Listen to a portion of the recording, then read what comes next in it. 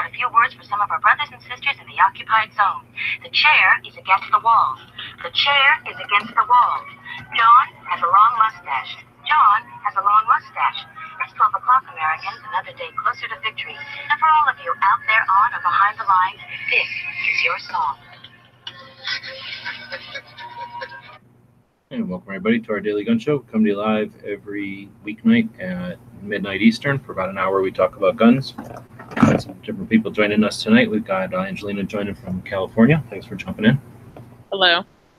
All the way to the other side of the country, and got John Z jumping in from New York. How you doing, gun channelers? Thanks for the invite. Glad to be here. Then we go to the middle of the country. We got Gun Snob jumping in from Oklahoma. Hello, thanks for the invite. Pancake just jumped in from Pennsylvania. Driving, probably. Yep. That's me. And that's where I'm at. And I'll go kitty corner down here to Arizona, and we'll get going. So it is Tuesday. We're talking about Second Amendment on Tuesday. Today we're talking about New York. So that's why we have John in here. Thanks for joining for that. And let's see, I'll open up the notes over here. We're going to be talking about... we have your DGS story. So if you want to throw in some stories about the Daily Gun Show in there, feel free, and we'll relate them to the group.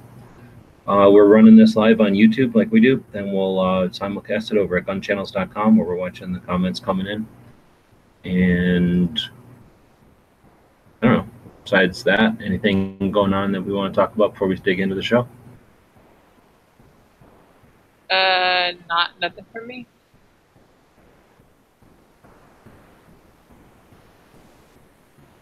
All right, well, we'll dig in. So, Second Amendment Day, talking about New York. So, it's getting pretty good in New York, getting better.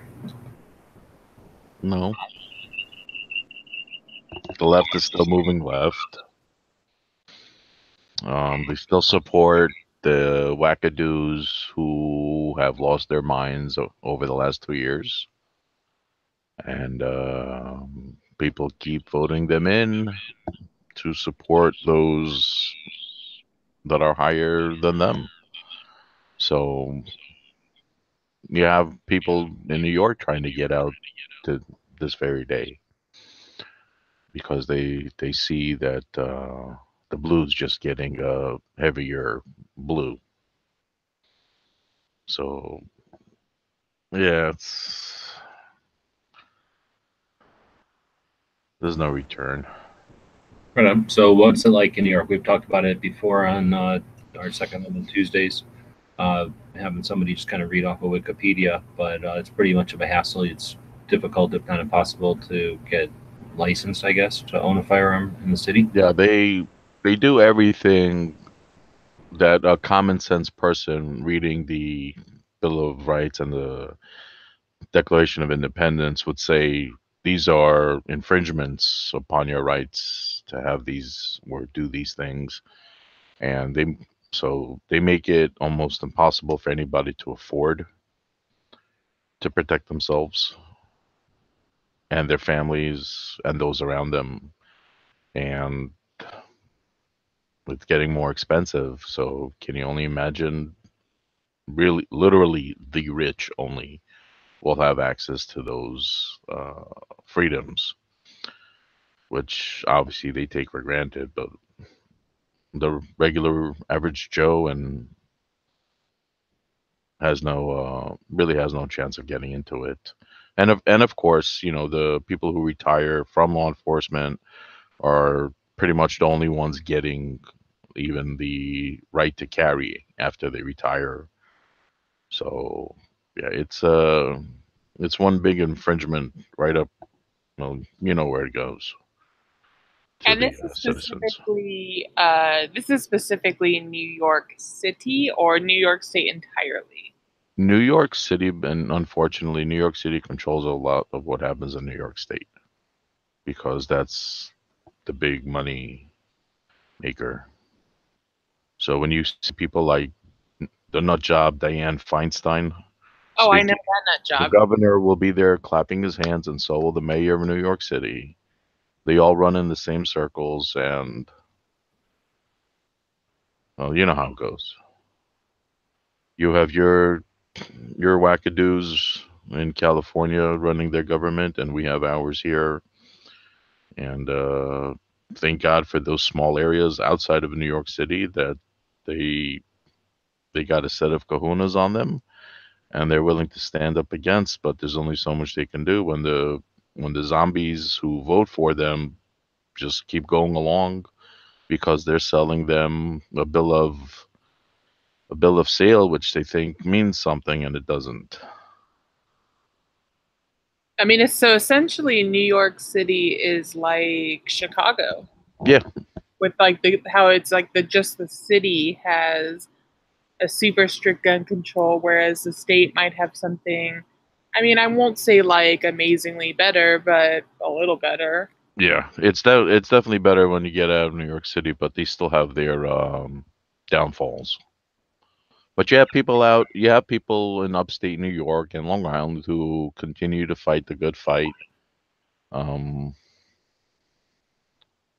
you have to go through the process, and you know how we all know how corrupt the process can be at times. Right. I mean, government bureaucracy is It's dirty. It's a dirty game. it's a dirty.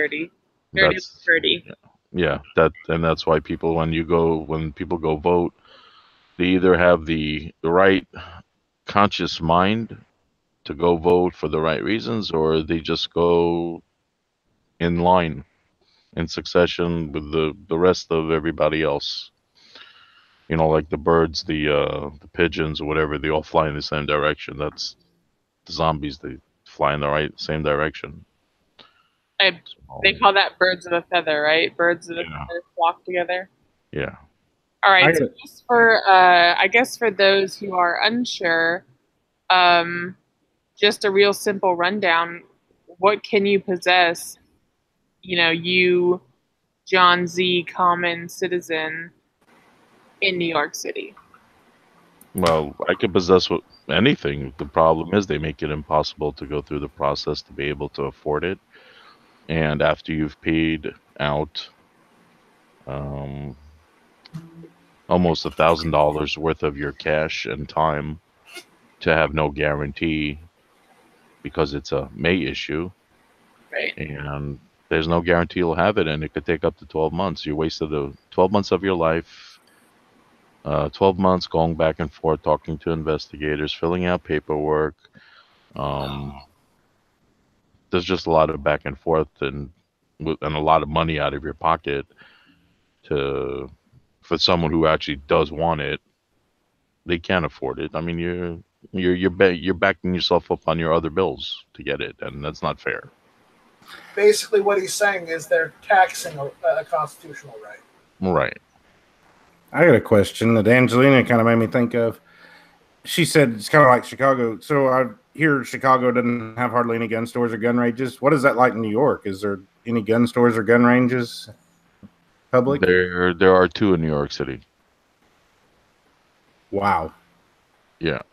That is not very many. City, New York, don't forget that for those people who don't think about it every day, obviously, there are 5 boroughs in New York City.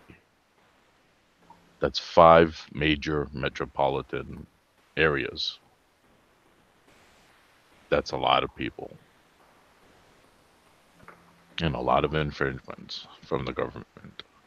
And from those on the nutjob left side of politics who are okay being zombies and not allowing people to enjoy their freedoms that they do just for the fact of their existence. Yeah, I live in a town of 2,000 people, and we have 2 gun stores, so. I'll trade you. So if there's how many people in New York? 8 million? Was it, Anyway, how can there be that many? It's a lot. How can there be that many people there and only have 2 gun shops and not have more people demanding? Well, those gun shops are not open to the public per se, so. So they're only open to those who have the New York firearms owner card, right? Or they're security guards and they have to go somewhere. But most of the people go up to the Bronx, so you can't even go in Queens or Manhattan to the 2 that are in Queens and Manhattan, they have to go up to the Bronx, and there's one there, and then you have to leave New York to go to Long Island. even further. I guess some people would go to Long Island. Some people go a little further upstate, so you're not even in the 5 boroughs. Because I heard Long Island is a little less restrictive. Yeah, Not by much, but no, it's definitely less restrictive, like upstate. But unfortunately, you still have a lot of left-leaning. I'll use the word loosely, people, and moving to those areas. We don't know whether they're demons or lizard people or anything. Well, whatever the case is, they still are all of the same mind, and they're okay having what they have, but they're okay giving up things that they don't feel they need, but they don't think other people need it because they don't. So.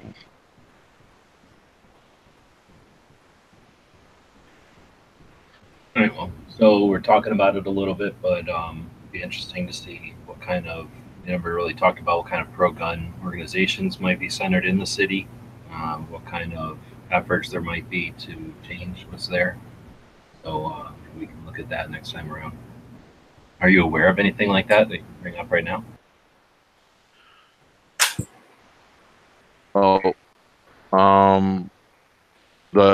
There's one close to me. I mean, if you're talking about statewide or citywide, you have the New York State Rifle and Pistol Association. So that's one. There is another one called Scope New York. They're also statewide, organization dedicated to preserving the Second Amendment. And there is a Jewish organization for people who are pro-gun.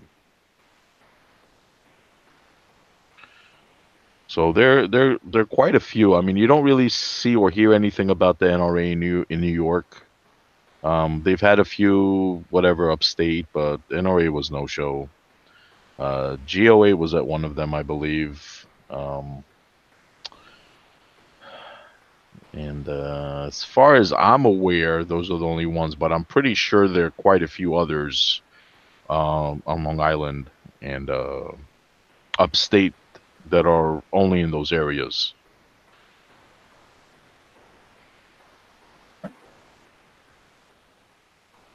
Right on 8.5 million people in the city. I suspect there's something going on there.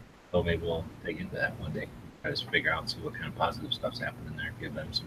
There's positive stuff, but they're up against a big conglomerate of cash, and we all know where those are coming from. Yeah, I don't care. No, just because there's somebody fighting doesn't mean you give up and walk away. Yeah, absolutely. Learn in different ways. Right on. All right, so now we'll move along into one of the other topics. Wait, this Tuesday, the 21st, right? So we're going to move along. So every day we try to feature one of the members over on Gun Channels. Gun Channels is a community. We built it 5 years ago. It's all about a bunch of people that hang out and keep a conversation about guns going. And today we're featuring Standing on Second. So we've got a pretty good mix here of people that are new and been around for a while. Anybody remember Standing on Second? We're talking about here? Yeah, I do. I remember. I haven't seen much of them lately, though. No. I don't recall that name at all. So that must have been before 3 years when I got on Gun Channels. Standing is Buell. So I don't remember what his gun channel is. I think it was Standing on Second, though. Standing on Second. Anyway, he works at Yoki. There you go. So he's member number 1875. He joined back in 2015 and works for Fiocchi up in Vegas. And he's pretty active in the communities. Posts quite a bit on Instagram. At least he posts on Instagram. I don't know if he makes videos, but he's in touch with, he networks with most of the content creators from maybe a year or two ago. I don't know what he's doing now. And got an ammo to him. It's cool. And basically facilitated a bunch of cool efforts out there, projects and things. So He does videos on YouTube as well. Videos of his own still? Yeah, apparently he's, of course, he hasn't posted a new one in 2 months, but he does do them. So if you haven't heard about him, DTP is saying he still posts on IG. Check him out, Standing on Second. That's what it's all about. That's why we feature members, so that you can dig in and see what they're posting out there. Like I say, he's in the industry and aware of the social media influence, I guess, like Clover likes to say. And it's always cool to have somebody in the industry who is aware of it and is interested in what people are doing out there. And like I say, he helps people out and keeps projects moving. So, good dude. Wish he would hang out more. One of these days, we'll get some help over on Gun Channels, and we'll do some outreach and get some of those members back and see what's up with them.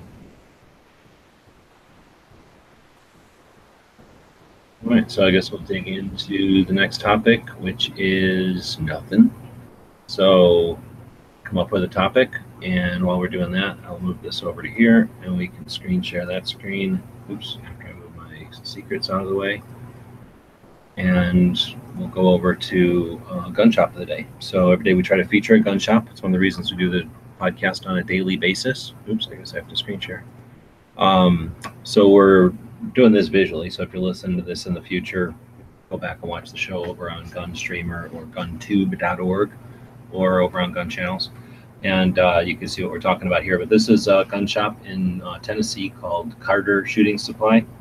And we visited this one back in 2012. We were in Chattanooga visiting Artisan Tony, and he took us around to a couple of places. So we've got the link to them on our gun shop guide, where we have some information about them. But we've also got their website up here, and their website's okay. It's got a virtual tour, though, which is kind of cool. That takes you over to Google Maps, and you can take a look from the outside what the place looks like. In a virtual 360. So we went shooting, actually. So Tony lives over here. This Chattanooga's this way, if I remember right. Shop's here, and then we kept going around this bend just a little ways, and there's his range that he goes to out there. So this is a gun shop right in front of his range, on the way to his range. And we can jump inside. Kind of saw what that building looked like or whatever. So this is the back end where you would be getting ready or signing up to go into the shooting range. So if you go out this door, you go to their shooting range. I wonder if I can go through that door. Oh, look at that. Can I? Did they have coffee there? Oh, they had a bunch of stuff there, yeah. So this is their range. It's out back, and it's kind of cool. It's kind of no range officers, but they got cameras, so they're watching what people are doing out there. And come back in. Stuff between, and then back in. So yeah, there's this whole like snack area here. They do classes there, so I suppose this is pretty handy if you're doing any kind of competitions or whatever. You got some area to hang out here. I suspect because the shop's the way it is, just out with them. Got this whole area back here. I suspect people could just come in and eat and hang out. And this is sort of where Gun Channels comes from gun shops that had this kind of stuff going on. And you were basically you meet a couple of people, and you were kind of restricted to who would show up at a shop and what times they could show up. So imagine trying to do this stuff without the internet. But this is the means of all that. One of the reasons we do our show, the format that we do it, is so that when you're in this kind of situation, you're hanging out at a gun shop and just shoot the breeze, got something to talk about that isn't programmed by some agenda-based media.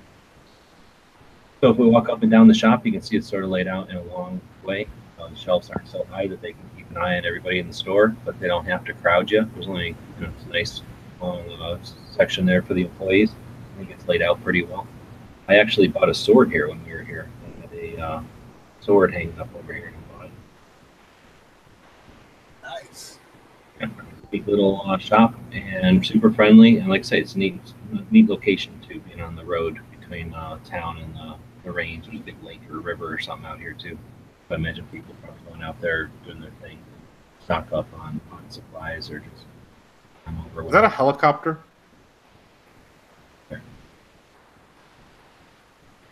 Where? Keep turning right there. Oh no, it's a boat. Never mind. You just spun past it so fast. I thought it looked like a helicopter landed there. I was like, really? They have a landing zone? Yeah. Yeah, no problem with these wires. You just have to be a good helicopter pilot. That's actually a really good looking shop. Yeah, it was a pretty fun shop, and we hung out there for a bit. Tony's good friends with him, so kind of chatted with him and stuff, and told him about the tour and that. Fun. All right, so that was that. We'll jump back over to the schedule. So we got some gun history today. If Pancake is in here, he wanted to talk about history of hot dogs.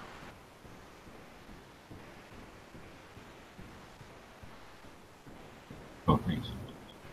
I don't know. I guess he's not in here. I muted you before, because you were echoing really bad when you were talking, so you are muted. Oh, I'm sorry. Can you give? I had to stop to get gas. Can you give me like 5 minutes and I'll jump back in? Sure, no problem. So hot dogs are a sandwich. If you didn't hear, he needs 5 minutes because he has gas. So we'll give him too many hot dogs. So, all right. So let's see. 2A Tuesday. What else we got? What other kind of topics we want to talk about today? Ghost is out there. Well, let's talk about Ghost over there. So Ghost had a show earlier today. It's Tactical Tuesday. But he had tactical walls on, so there's a lot of teams going on. So anybody see that show?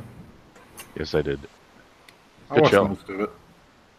I did not get a chance to catch it because I was busy preparing for the show right after that. Hit or miss Tuesday night, 7 o'clock. Oh, really? Because you do so much show prep that you couldn't even watch his hour-long show? I had to eat dinner, yes. Oh, okay. Show prep is eating dinner. Right on. So he had the guy from one of the two guys from Tactical Walls, which is interesting. I've never listened to him talk about it or whatever. Anyway, they do furniture with access to firearm storage that's not, that's sort of hidden, not kind of plain sight, so to speak. Yeah. Oh, no, it was actually pretty cool. I haven't seen a lot of those products, and it was like really, really cool. Got one issue with one thing that they talked about, and I don't know how to bring it up, so I'll bring it up off air as one of our secrets that we have off air, and then I'll see what the group thinks about bringing it up, and then maybe I'll bring it up, or maybe I won't ever bring it up. All right. Say it ain't so. They do make some pretty cool stuff, though. Plus, they have actual tactical walls that you can just hang your guns on, not just furniture to hide them in. I've seen that. And another thing that I really love about them is the inside. You can actually fix it up the way you want. It's modular. Oh, yeah. All right, so that was really cool. Thanks, Ghost, for doing that. I don't forget who it was, but somebody had mentioned or commented on the YouTube side of Ghost Chat that he's getting better at those interviews, and he really is. It's neat. He's been doing it for more than a year now. It's absolutely. Just because he's not, I'm sure he didn't go to school for doing interviews or nothing. He's just, getting more comfortable and familiar with doing it and getting his style and all that. So I really like the flavor he's got. All right, so it's funny that that's what you put in there. Why he's saying Guns of August should be the member of the day. So give us any kind of reason for talking about that. That's what you're saying. Did get rid of your gas? Take some. Yeah. Took some Imodium. Okay. Three Kaopectates, 2 Pepto-Bismol, drank a glass of milk, and I think I'm solid now. And put down that hot dog sandwich. That was it. That's what did it.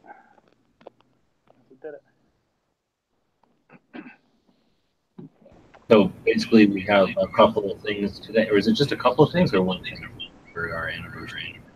Over on guncalendars.com. That echo. I think it's John. John, you need to start. Me? Yeah. So yesterday was the anniversary of Ruby Ridge. I guess that was a couple of days. It was a 10-day thing, so it's technically.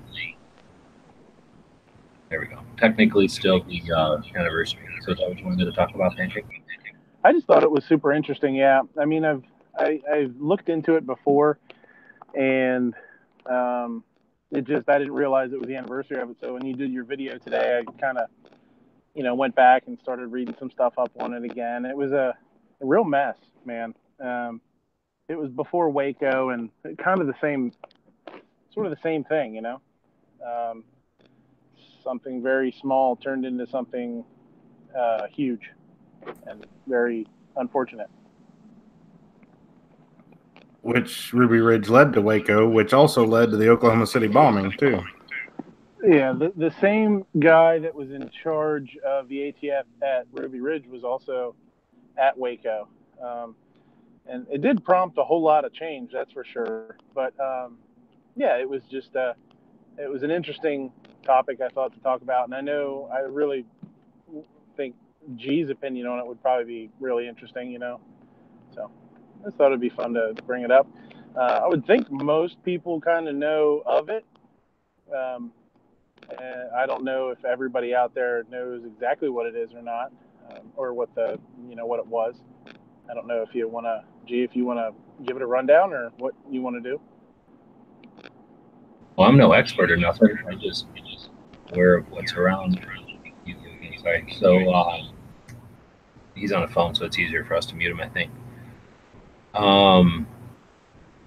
No, you can get him black at Home Depot. So anyway, the Ruby Ridge was just a situation where the ATF, I guess, went up to some guy and tried to get him to cut a shotgun. I don't remember the total details of it anymore, but they're available. You can get descriptions of it from the tinfoil hat side. You can get descriptions of it from the government never does anything wrong side.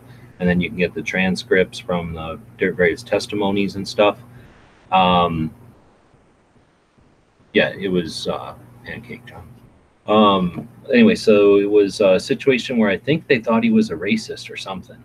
He may have been, I don't know, but I don't know. So they went after him, and I think they asked him, they kept asking him to chop down a shotgun. He finally chopped it down. They went, that was too short. So they raided his home, and because of the protocol, I guess is what they'll say. The ATF will say because of the protocol, when you're taking down a suspected gun trafficker, you've got to do X, Y, Z, and that means you don't want agents to die. Anyway, so the results were casualties that were horrible, and what you get left with is the mess of a government agency jackbooting and a bunch of people that don't appreciate that. That if it was a necessary or a dangerous or a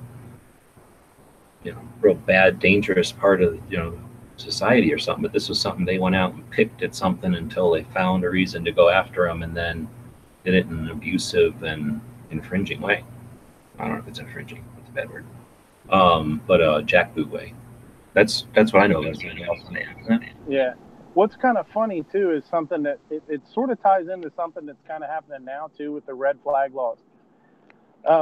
The whole his name's Randy Weaver. The whole reason Randy Weaver was kind of on anybody's radar, it seems like, and Wikipedia actually does a pretty good job of it. Now you take Wikipedia for what it's worth, I'm sure. And I've watched some documentaries on it because it's pretty interesting. He had a land dispute with a neighbor, and the neighbor lost, and the neighbor owed him $3,000 plus lawyer fees. And that neighbor seemed to have been, pretty upset, and he actually accused Weaver of threatening him and, saying all sorts of stuff. I don't know. So that's hearsay as far as, Weaver denied it.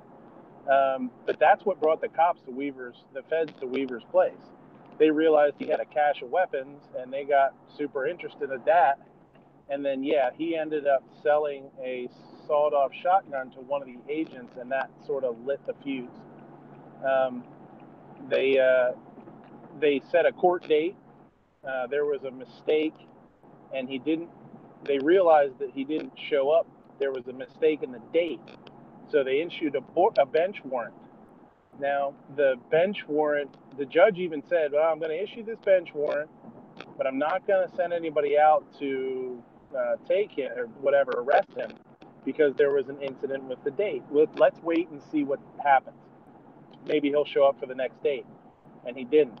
So the bench warrant stood, and that's when agents went out. He said he wasn't going to come in, I guess. him and his wife and his family had moved up to Idaho to pretty much live off the grid. They lived without power. They just wanted to be left alone for the most part. He did have some ties to nationalist groups or supremacist groups, but that's even a little bit shady, I guess. It depends. Like you said, it depends on who you talk to or where you read. It's kind of like, oh, you belong to the shooting range? Well, there's Nazis that belong to that shooting range. Right. Yeah. He was friends with people that had ties. So, I mean, I don't know. I can't really speculate on that so much. But it all sort of came to a head. The ATF got really super funky about it, and they sent agents up there because they were armed, and things got, started getting worse and worse. They had surveillance on them all the time. They eventually gave orders. They eventually enacted a state of emergency, which allowed the National Guard to get involved, and like helicopters and armored personnel carriers, and like it was like a serious event sort of unfolded. So eventually, now this is one of the things too that is kind of back and forth. It depends on which side you talk to, whether you talk to the Weaver side, quote unquote, or the ATF side. At one point, their family dog took off into the woods, and they were living off the land, and they said they believed that the dog saw a deer or something that, he would want them to hunt. So they followed the dog.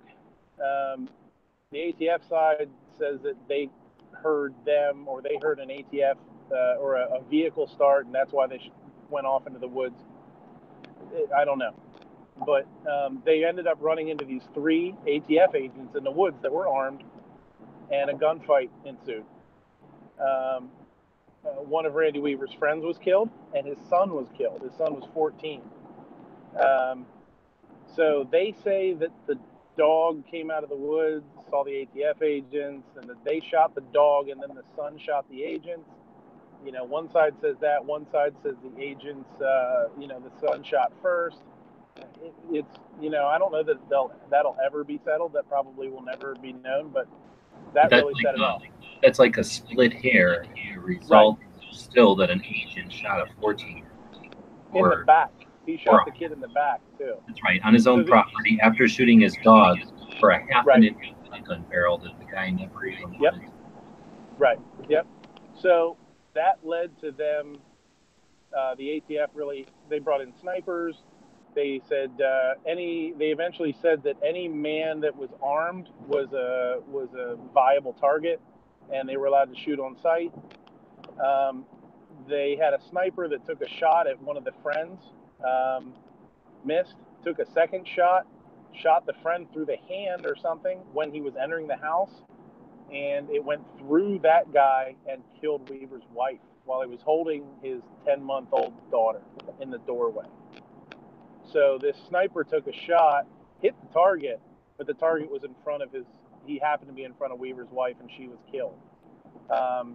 So Weaver's injured, the wife's killed, the son's killed, 1 FBI agent's dead in the woods so far, and then I think another 8 days or 6 days was the standoff. They say they didn't know they killed the wife, and I kind of believe it because they were on like bullhorns or whatever, like loudspeakers, talking to the wife and saying like, "Oh, why don't you guys give up? It'll be okay. Don't you want to see your kids grow up? Don't you want to just go and have pancakes for breakfast with your kids?" And she was dead. Like, she was in the house dead. So the daughter, go ahead. I was just going to say how heinous would have been if they even suspected. Yeah. So I've seen an interview with the daughter, and the daughter, that's one of the things that she mentioned. She said, they were trying to convince my mother to give up and have pancakes with her children, and and we're sitting beside her. She's dead. There's nobody to so it's pretty rough. Eventually some guy that was running for office who was sympathetic to them actually kind of, I guess, sort of half took it upon himself to come up and talk to them, and eventually they gave up.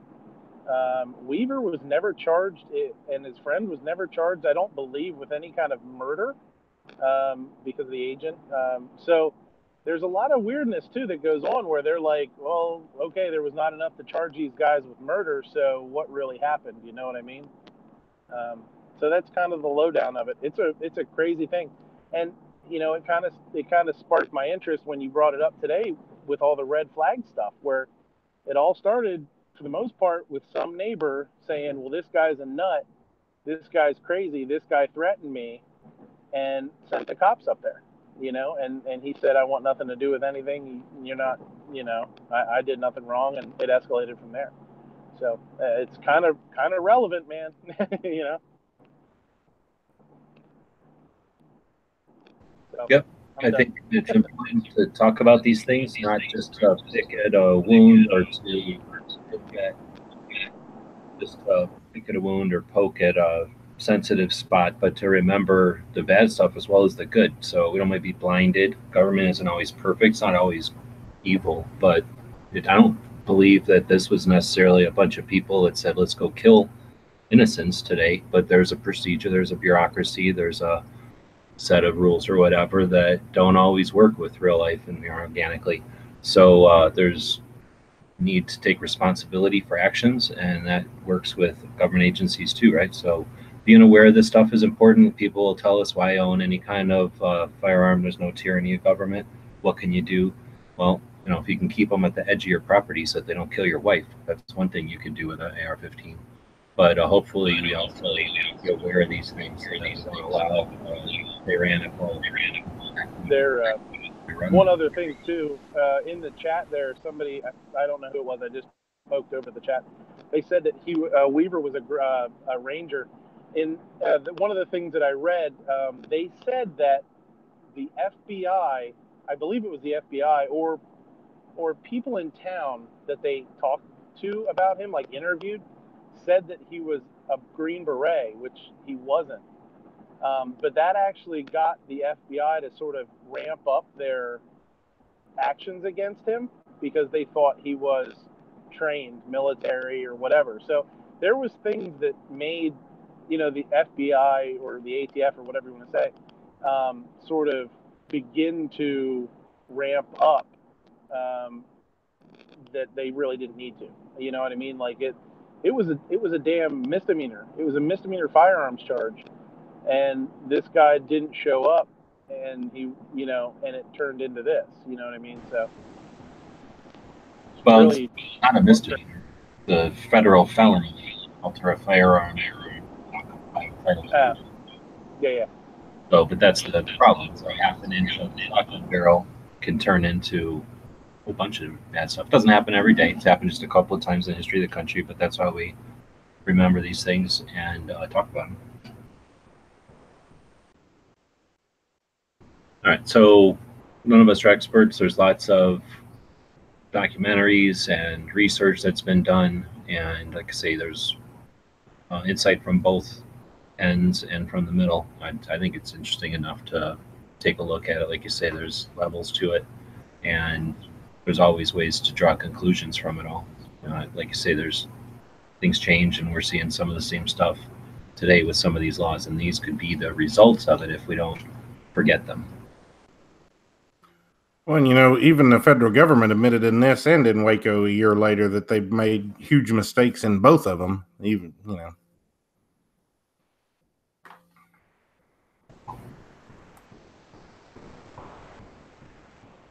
All right. So with that, we can other history, I suppose.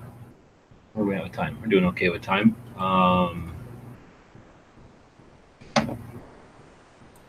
Anybody seen this Robot Dog movie yet? Axel? I have not. Pretty good. I have not either. Worth watching. It's like a big transformer dog, size of a lion, that gets away from the military, and a guy on a motorcycle finds him and turns into his admin, and then they run around playing. And I didn't see all of it, but it's pretty good. On 1800, the U.S. Marine Corps Band gave its first concert in Washington, D.C.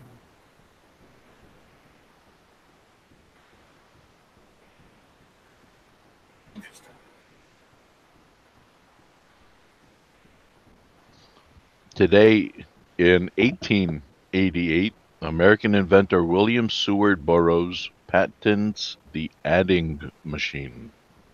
Interesting. 1959, Hawaii becomes the 50th state. Did you already say that? Nope. Is that Hawaii's birthday today? Hawaii's birthday. Interesting. In 1957, the Soviet Union successfully conducts a long-range test flight of the first intercontinental ballistic missile. Good old Cold War. In 1880. 1987, Dirty Dancing opens. What? 1837? No, 1987. 1883, the first installation of electric lights on a Navy warship.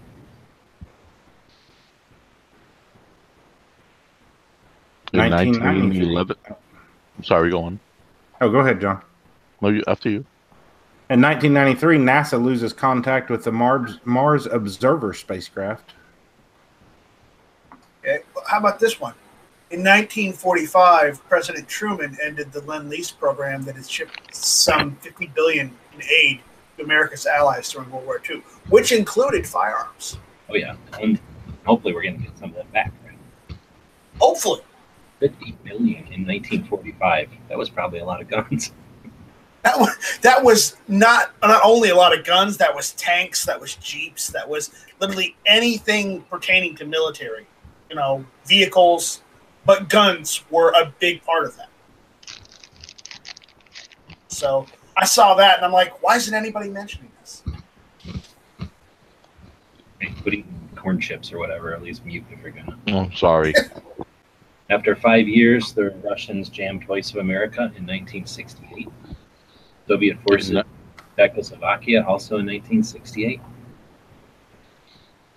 In 1984, Clint Eastwood was given a star on the Hollywood Walk of Fame.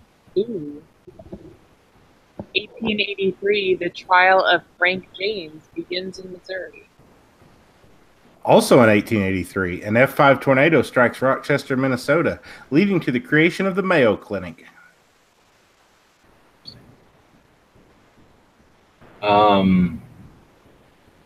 This one that was neat. Well, not neat, but interesting. 1968, James Anderson Jr. posthumously. The word for Posthumously. Posthumously, thank you. Receives the first Medal of Honor to be awarded to an African American U.S. Marine. 1968.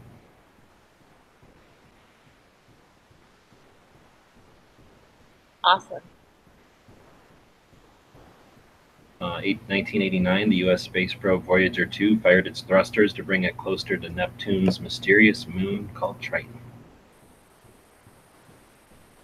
In 1911, the Mona Lisa was stolen. Uh-oh. Uh-oh. In 1846, the U.S. annexed New Mexico. What year? 1846.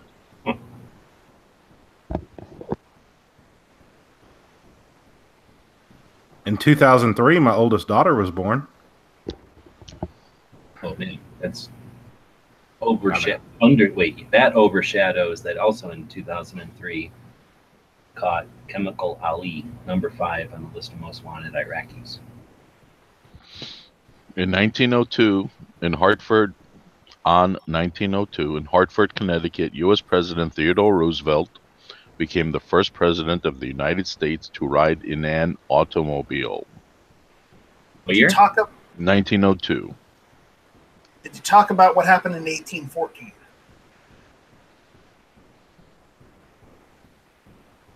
Okay, guess not. In 1814, Marines defended Washington, D.C. at Bladensburg, Maryland, against the British, or 1812. Right on. So that's a bunch of stuff in history. There were 12 Medal of Honors awarded today. We try to dig into this cool military site and talk about some things from history. So if you happen to be going to a gun shop or hanging out at a range or something, you got something to talk about. Anything happening tomorrow? Looking over at the calendar. No. All right. So do we want to do anything else tonight? Nothing on the channel side. It's YouTube side's rocking. Anybody know if there's going to be a live show after this one tonight? Is Potatoes out there or the horse? They were. Horse, I think, had something planned. I don't know. Who? Dead Horse was live. I was on his right before we came in here. I think he was staying live. Potatoes was in there. Well, okay, yeah, it looks like Potatoes already has one up and running. So if you're interested in keeping a conversation going, head over to Gun Channels. Potatoes and Lead does his Tater Tube live chat in the evening. Going to be doing that for a while after this show. He'll usually leave that running, so it'll go until Tony wakes up in Illinois and jumps in the morning. Tomorrow is Wednesday, so we're looking forward to Rick's Life as I See It. He does his Shooting with the Disabled show on Wednesdays at 7 p.m. Eastern. That's followed by Clover, who does his Next Generation, the youth shooting sports show. Always got a shotgunner on. Matt will do his Guns and Politics show tomorrow at 9 p.m. Eastern, and then we come on at midnight to do this one again. So thanks everybody for watching and listening. I've been working on some stuff to get on the road, right? So got the van pretty much good to go. Now I just need to put gas in the tank, right? So I've got a bunch of swag and stuff from the tour from last year. I've got some patches and stuff that have accumulated. So I'm going to be putting a bunch of stuff over on the 24/7 Gun Show. We'll be putting some stuff up on eBay.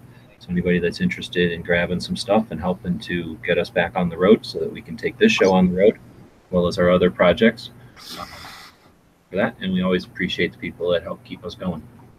Anybody have anything to plug before we head out tonight? Channels or your projects? I just want to say congratulations to the Gun Stop for reaching 100. The Guns. Thank you very much. About 100 over on YouTube. Yes. Right on. Thanks to Midnight. Yeah, helped out. Let's go, Pancake Boy. Yeah, I'm glad to help. That's a good channel, man. Check it out. If you haven't done so already, check out guntube.org. What's happening on GunTube? I noticed that Streamer and YouTube are combining resources over there. Getting a little bit of info as it's seeping out from that. I'm sweating a little. I'm sweating bullets. Quite literally. I heard the rumor earlier that Night Strike was combining with YouTube, but I don't know. It's unconfirmed. No. That'd be going in the opposite direction of freedom. I'm going towards freedom, not away. So. How's the Patreon doing for GunTube? Could be better, but you know, we make do with what we have. Well, if you want to throw a link out there, at Wrench. And yeah, people, if you're listening to this in the future, check out guntube.org, and that's Night Strike's project. Here we go, with a gun hosting platform by him, not by a bunch of industry sponsored, whatever you want to call, like a big budget behind it. So if you want to be part of a project like that, you can do it with Patreon, and got a couple of different levels over there so people can help participate and allow you to grow that project. Did you decide if you were going to do a GoFundMe at Night Strike? I just had a discussion with some of the individuals that were on Hit or Miss this evening, and I am going to do a GoFundMe. I think I'm just going to use the GoFundMe platform and not Indiegogo or Kickstarter. I knew you were talking about on your show, so I didn't know if you decided for sure whether you're going to do it or not. Yeah, I am. I'm going to set it up. I may need some help, so if anybody wants to help me set that up, let me know. Just email me or get a hold of me on Gun Channels. So why GoFundMe instead of one of the others? They actually take less out. Okay.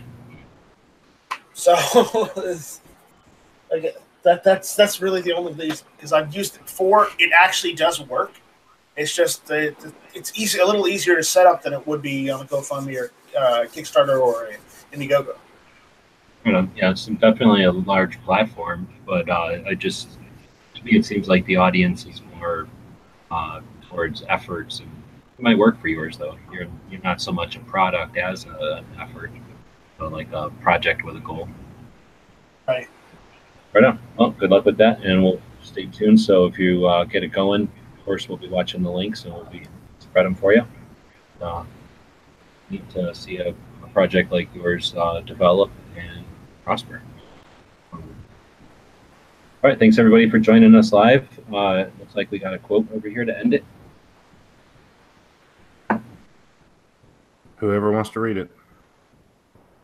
Angelina, you want to do anything? You got any specials or happening? I'll read the quote. Just tell me Or one. I could work it from you. Working from a girl. Or she's Is gone. someone going to read it? Unless she wants to do it. She wants to do it. No, I'll let Night Strike feel for it. All right. You guys ready for it? We're still waiting. Okay. Americans have the right and advantage of being armed, unlike the people of other countries, whose leaders are afraid to trust them with arms.